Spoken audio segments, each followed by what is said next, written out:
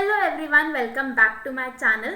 So if you want कि आप अपनी क्लिनिकल प्रैक्टिस इंप्रूव करें या फिर आपको कोई आगे एंट्रेंस एग्जाम क्लियर करना है रिलेटेड टू फिजियोथेरेपी, सो ये वीडियो आप लोगों के लिए बहुत ही ज़्यादा हेल्पफुल होने वाला है, क्योंकि मैं आज आपको इस वीडियो के अंदर कुछ ऐसी बुक्स बताने वाली हूँ जो आपको ना बिल्कुल टिप्स पे होनी चाहिए। मतलब वो इतनी इंपॉर्टेंट बुक्स हैं और वो आपको ज़रूर पढ़नी चाहिए बिल्कुल अच्छे से एज अ फिजियोथेरेपिस्ट।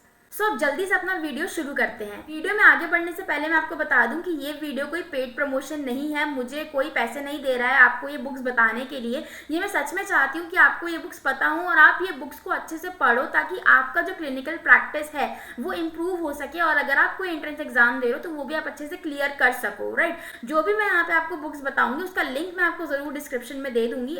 इनकेस अगर आपको वो बुक चाहिए हो तो you can check that out. Else in books के आपको पीडीएफ भी मिल जाएंगे ऑनलाइन या टेलीग्राम ग्रुप्स जो चैनल्स बने रहते हैं उनके ऊपर, तो आप वहाँ से भी डाउनलोड कर सकते हो। So the first and the most important book for any medical person is BD Chaurasia for anatomy. So anatomy के लिए BD Chaurasia is a must read book. BD Chaurasia हम लोगों के लिए ना बिल्कुल एक ऐसी बुक है जिसको हम बिल्कुल भी नेग्लेक्ट नहीं कर सकते, चाहे हम किसी भी स्ट्रीम से हो, किसी भी मेडिकल की फील्ड से हो, है ना। So BD Chaurasia आपको ज़रूर अच्छे से पढ़नी है। और BD Chaurasia की बात हुई है, एनाटमी की बात हुई है और फिजियोलॉजी की बात ना हो तो ऐसा तो नहीं हो सकता। सो फॉर फिजियोलॉजी ए के जैन एक बहुत ही गोल्ड स्टैंडर्ड बुक है, बहुत क्लियरली कंसाइजली सारी इन्फॉर्मेशन उस बुक के अंदर प्रेजेंटेड है। सो ये दो बुक्स तो हमें पढ़नी ही पढ़नी है, इनमें कोई भी बात हम स्किप नहीं कर सकते। सारे टॉपिक्स जो है इन बुक्स के अंदर वो हमें बिल्कुल अपनी टिप्स पे होने चाहिए। नेक्स्ट जो हमारा इंपॉर्टेंट सब्जेक्ट आता है जिसके ऊपर हमारा बेस बनता है फिजियोथेरेपी का, इज बायोमैकेनिक्स। क्योंकि यूजुअली देखो हम क्या होते हैं ना, हम मूवमेंट एक्सपर्ट्स होते हैं, फिजियोथेरेपिस्ट और मूवमेंट एक्सपर्ट्स। सो हम एक्सरसाइजेस के थ्रू, डिफरेंट मूवमेंट्स के थ्रू ना पेशेंट को रिहैबिलिटेट करते हैं, उनकी प्रॉब्लम को रिलीव करते हैं थ्रू मूवमेंट्स। सो अगर आपको नॉर्मल मूवमेंट्स, बेसिक जो मैकेनिक्स है हमारी बॉडी का वही पता नहीं होगा तो आप उसके ऊपर ट्रीटमेंट या रिहैबिलिटेशन कैसे दोगे अपने पेशेंट को। राइट, सो अगर आपको एक अच्छा थेरेपिस्ट बनना है, आप चाहते हो कि आपके पास पेशेंट्स आएँ और वो अच्छे से आपका ट्रीटमेंट लेके जाएँ और वो ठीक हो जाए, तो आपके लिए बायोमैकेनिक्स पढ़ना और अच्छे से पढ़ना, सिर्फ पास होने के लिए नहीं, वो बहुत ज़्यादा ज़रूरी हो जाता है। सो फॉर बायोमैकेनिक्स आप सिंथिया नॉर्किन्स की जो ये वाली बुक है यहाँ पे दिख रही होगी आपको, इसको आप अच्छे से पढ़ो। चाहे कोई भी एडिशन ले लो, 5th 6th कोई सा भी जो एडिशन चल रहा है आपका, नो मैटर व्हाट, वो आप पढ़ो और अच्छे से इस बुक को बिल्कुल कंसेप्ट के साथ समझो। अगर आपको बायोमैकेनिक्स थोड़ी डिफिकल्ट लगती है समझने में तो मैंने अपने चैनल पे काफ़ी सारी वीडियोस बना रखी है रिलेटेड टू बायोमैकेनिक्स, तो आप जाके देख सकते हो वहाँ पे। राइट, सो बायोमैकेनिक्स प्लीज़ आप बहुत अच्छे से पढ़ना, क्योंकि ये पढ़ना हमारे लिए बहुत ज़रूरी होता है। उसके अलावा एक दूसरी बुक है बायोमैकेनिक्स के लिए जिसको मैं कहूँगी पैथो बायोमैकेनिक्स के लिए, वो है ओइटिस की बुक। सो ये बुक ना जब आपने एक बार नॉर्मल बायोमैकेनिक्स पढ़ ली थ्रू सिंथिया नॉर्किन्स, तो अब आपको पैथोमैकेनिक्स भी पढ़ना पड़ेगा। फॉर एग्जांपल अगर किसी को OA है, किसी को RA है, तो उनका जो बायोमैकेनिकल अलाइनमेंट है बॉडी का वो कैसे चेंज होता है, ये आप कहाँ पढ़ोगे, ओटिस के अंदर। राइट, सो ये बुक्स आपकी पैथोमैकेनिक्स समझने के लिए बहुत ही ज़्यादा हेल्पफुल हो जाती है।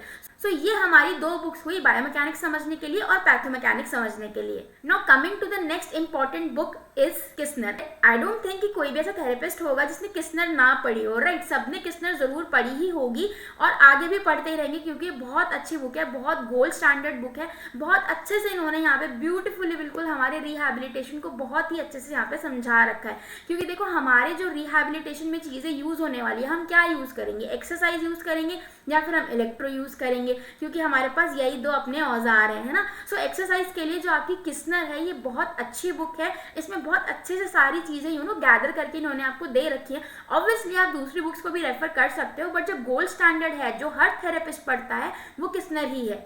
इसके अलावा Dina Gardner is also a nice book, आप वो बुक भी पढ़ सकते हो, वो भी बहुत अच्छी बुक है। इसके अलावा सुलेवन, अब आई नो कि सुलेवन को लेके लोगों के बहुत मिक्स्ड रिएक्शंस होते हैं कि नहीं ये तो न्यूरो फिजियोथेरेपिस्ट यूज़ करते हैं या इसमें हमारा कुछ काम लेना देना नहीं है एक्सरसाइज थेरेपी से रिलेटेड या इलेक्ट्रोथेरेपी से रिलेटेड। सो ऐसा कुछ नहीं है। सुलेवन जो है ना, मतलब वो है ना all in one type book समझ लो आप उसको। उसमें ऑर्थो भी आ जाती है, उसमें न्यूरो भी आ जाती है, उसमें कार्डियो का भी पार्ट आ जाता है, उसमें आपके ऑर्थोसिस, प्रोस्थेसिस, ये सारी भी चीज़ें मिलेंगी। इनफैक्ट आपको गायनी की भी कंडीशन उस बुक के अंदर मिल जाएंगी। राइट, सो ये जो आपकी सुलेवन बुक है ना, ये बहुत ही ज़्यादा अच्छी बुक है। कहीं से कोई चीज़ आप पढ़ना भूल गए तो वो आपको ज़रूर सुलेवन के अंदर मिलेगी ही मिलेगी, राइट। सो सुलेवन को आप एक्सरसाइज थेरेपी के लिए भी रेफर कर सकते हो। Next important book is the low and read. So low and read जो है ये इलेक्ट्रोथेरेपी के लिए बुक है। अब जैसा मैंने आपको बताया था, हमारे पास दो ही चीज़ें हैं रिहैबिलिटेशन के लिए, exercise therapy and the electrotherapy. So exercise therapy की तो हमने बात कर ली, बट इलेक्ट्रोथेरेपी में जो बुक आपको ज़रूर से पढ़नी है वो है आपकी लो एंड रीड। उसके अलावा एक और बुक है that is therapeutic modalities by Chad Starkey. So ये दो बहुत ही अच्छी बुक्स हैं। आई नो आपने दूसरी बुक्स का नाम सुना होगा, जैसे क्लेटन हो गया या जगमोहन सिंह हो गया, ठीक है। ये दोनों बुक्स भी अच्छी है, मैं ये नहीं कहूँगी कि ये बहुत बुरी बुक्स हैं, आपको ये नहीं पढ़नी चाहिए,